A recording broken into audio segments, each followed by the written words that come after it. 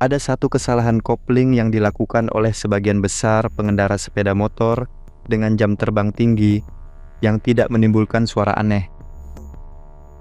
Tidak mengaktifkan sinyal peringatan apapun di panel instrumen, namun secara perlahan mengikis pelat kopling Anda setiap kali Anda berkendara. Ini adalah kesalahan yang paling sulit diperbaiki karena sudah menjadi kebiasaan yang sangat otomatis, sehingga tangan melakukannya sendiri tanpa disadari oleh pengendara. Hari ini kita akan membahas 7 kesalahan paling umum dalam penggunaan kopling motor, dan kesalahan spesifik tersebut berada di urutan kedua. Kopling motor yang digunakan dengan benar dapat bertahan antara 60,0 hingga 100,0 km. Namun dengan kebiasaan yang buruk, komponen yang sama bisa aus sebelum mencapai 30,0 km. Perbedaannya bukan pada merek sepeda motor atau kualitas pelat koplingnya, melainkan pada teknik berkendara dari pengendaranya sendiri. Penjelasan berikut didasarkan pada masalah yang paling sering dicatat di bengkel-bengkel spesialis mekanik motor dan berlaku untuk motor sport jalan raya, naked bike, maupun adventure tanpa memandang kapasitas mesinnya. 7. Menahan tuas kopling ditarik di lampu merah. Setiap kali Anda berhenti di lampu merah dengan gigi satu masuk dan tuas kopling ditarik penuh, bantalan pelepas kopling, clutch release bearing, terus tertekan pada diafragma selama Anda menunggu. Komponen tersebut seharusnya hanya bersentuhan dengan diafragma pada saat melakukan perpindahan gigi atau saat mulai berjalan, bukan saat motor berhenti diam. Satu lampu merah bisa berlangsung Selama 90 detik.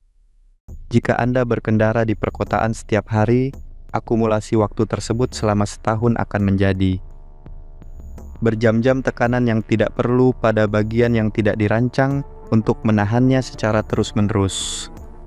Biaya penggantian satu set kopling lengkap beserta ongkos pasangnya berkisar antara $200 hingga $500, tergantung pada model motornya. Memindahkan gigi ke posisi netral dan melepas. Tuas kopling tidak memerlukan biaya sama sekali. Dengan begitu, bantalan pelepas dan diafragma dapat beristirahat dan seluruh rangkaian kopling mendapatkan kembali masa pakai yang seharusnya hilang di setiap pemberhentian.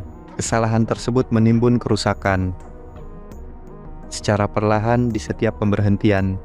Kesalahan berikutnya justru memusatkan seluruh dampak kerusakan dalam satu kejutan instan dan terjadi pada momen yang paling terlihat dalam setiap perjalanan, saat mulai berjalan dari posisi diam. 6. Melepas tuas kopling secara hentak saat mulai berjalan. Ketika tuas kopling dilepas secara mendadak dari posisi diam, pelat kopling berubah dari kondisi terpisah sepenuhnya menjadi terhubung sepenuhnya dalam waktu sepersekian detik. Benturan yang dihasilkan oleh transisi tanpa kendali ini mengikis pelat. Gesek secara dipercepat dan memberikan tekanan kejut pada sistem transmisi. Jika hal ini diulang selama bertahun-tahun umur, pakai seluruh rangkaian kopling akan memendek. Dari luar, kesalahan ini terlihat saat motor melonjak secara kasar saat mulai berjalan atau mesin mati karena tuas kopling dilepas sebelum putaran gas memadai. Teknik yang benar adalah menemukan titik gesek, friction point, yaitu momen di mana pelat kopling mulai bersentuhan dan motor mulai merespons, kemudian memperpanjang kontak tersebut secara progresif sambil menambah putaran gas secara simultan dan bertahap. Mulai berjalan dengan halus bukanlah tanda kurangnya pengalaman, melainkan bukti bahwa pengendara memahami dengan tepat kendaraan yang sedang dikendalikannya. melepas tuas kopling secara mendadak. Merusak kopling saat mulai berjalan. Ada kesalahan lain saat jalan menurun yang merusaknya dengan konsistensi yang lebih tinggi. Karena kesalahan ini bekerja di sepanjang turunan, bukan hanya pada satu momen singkat.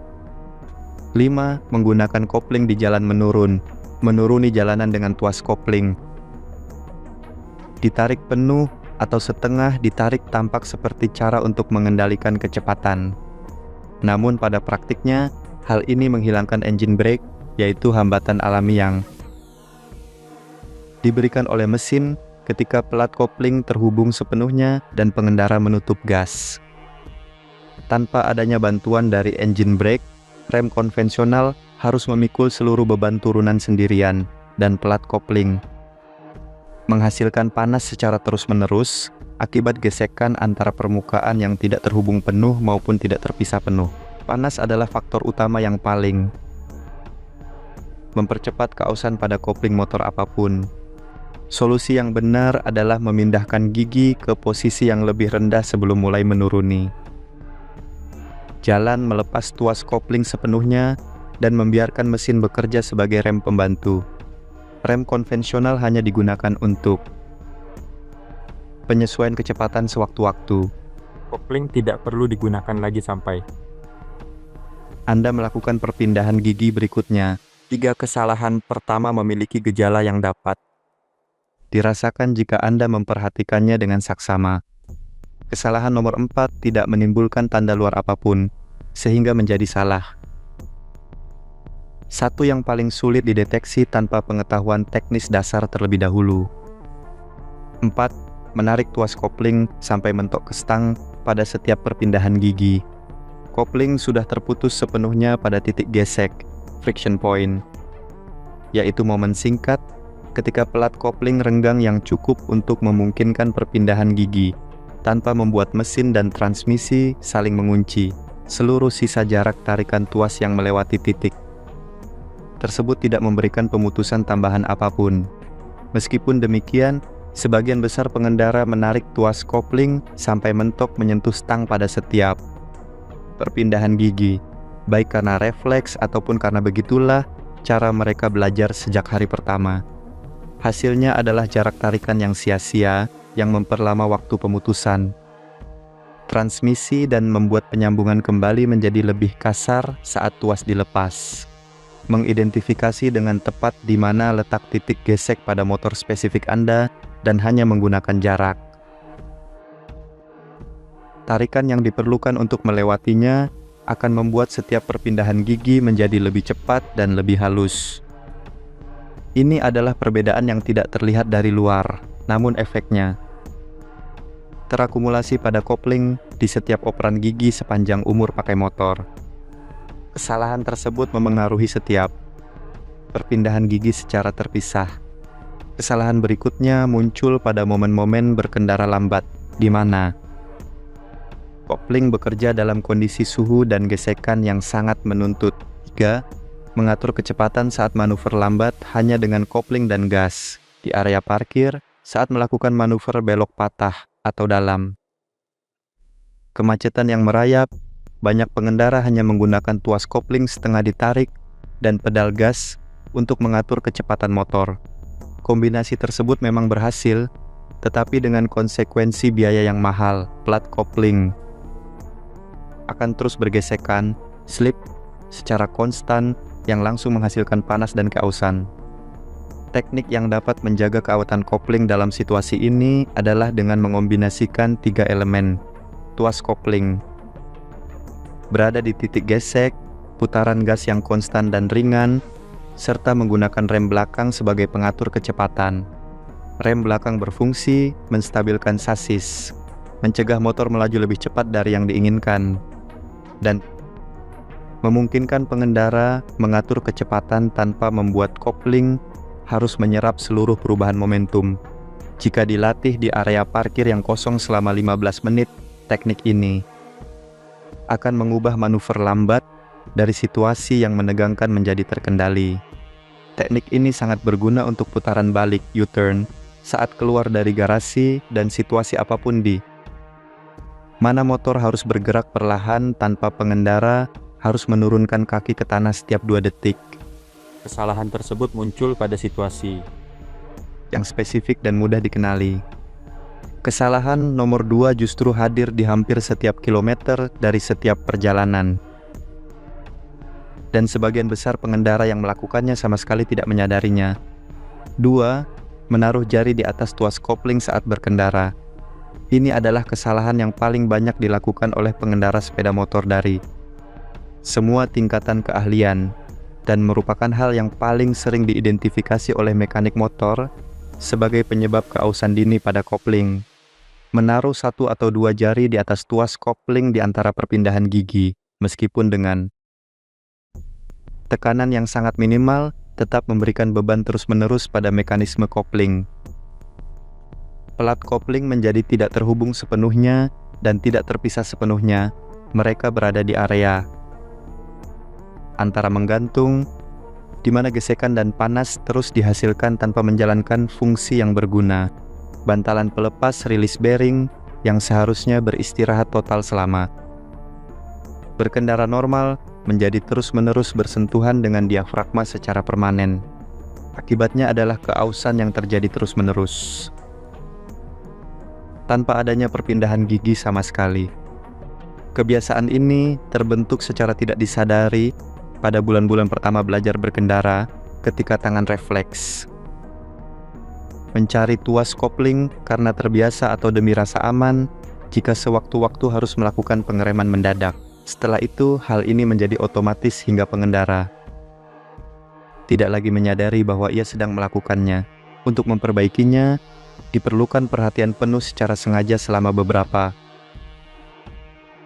minggu guna melatih kembali posisi istirahat tangan kiri di antara perpindahan gigi. Kesalahan tersebut merusak kopling dari dalam tanpa meninggalkan jejak yang terlihat jelas. Kesalahan nomor 1 adalah kesalahan yang menentukan kualitas dari tindakan lainnya karena tanpa memahami hal ini. 6 kesalahan sebelumnya akan jauh lebih sulit untuk diperbaiki dan dipertahankan perbaikannya. 1. Tidak mengenali titik gesek friction point motor Anda. Titik gesek friction point yaitu momen di mana plat kopling mulai bersentuhan dan motor mulai merespons tarikan gas, merupakan referensi utama dari setiap teknik penggunaan kopling yang benar. Di titik inilah proses mulai berjalan dilakukan perpindahan gigi, diselaraskan, dan kecepatan diatur saat melakukan manuver lambat. Pengendara yang tidak tahu pasti di mana letak titik tersebut pada motornya akan berkendara dengan margin kesalahan di setiap manuver. Setiap kali mulai berjalan hanyalah sebuah perkiraan. Setiap perpindahan gigi menyisakan keraguan, dan setiap manuver lambat menjadi lebih sulit daripada yang seharusnya. Titik gesek dapat bervariasi antara motor dari model yang sama tergantung pada tingkat keausan yang akumulatif dan juga dapat berubah seiring dengan suhu kopling selama sesi berkendara yang panjang. Cara untuk menemukannya adalah dalam posisi berhenti, masukkan gigi 1 tanpa membuka gas, lepas tuas kopling dengan sangat perlahan sampai Anda merasakan adanya hambatan yang menandakan bahwa plat kopling mulai bersentuhan dan motor mencoba bergerak maju. Melakukan hal ini sebanyak 10 kali berturut-turut di area yang aman hingga Anda bisa menirukannya dengan presisi. Akan membuat semua kesalahan sebelumnya lebih mudah diperbaiki, karena semuanya bergantung pada pengetahuan dasar ini. 7 kesalahan dengan faktor penyebab yang sama. Kopling aus dalam sunyi tanpa peringatan, dan biaya perbaikan datang mendadak ketika komponen tersebut sudah mencapai batas umurnya. Tagihan perbaikan kopling motor beserta ongkos pasangnya dapat berkisar antara $200 hingga $500 tergantung modelnya. Setiap kesalahan ini menurunkan batas ambang tersebut secara akumulatif, dan sebagian besar kesalahan ini seringkali terjadi pada pengendara yang sama di waktu yang bersamaan. Memperbaikinya tidak memerlukan lebih banyak waktu atau usaha ekstra di atas motor, melainkan hanya membutuhkan perhatian yang disengaja selama beberapa minggu sampai kebiasaan yang benar menjadi otomatis. Kopling yang bertahan hingga 100,0 km dan yang aus pada 30,0 km melewati tangan yang sama. Perbedaannya terletak pada apa yang dilakukan tangan-tangan tersebut terhadap tuas kopling Anda. Jika video ini membantu Anda mengidentifikasi salah satu kesalahan tersebut dalam cara berkendara, Anda sendiri silakan berlangganan subscribe agar tidak melewatkan analisis berikutnya. dan bagikan di kolom komentar. Dari ketujuh kesalahan ini, mana yang Anda sadari? Ada pada teknik Anda sendiri atau yang sering Anda lihat pada pengendara lain?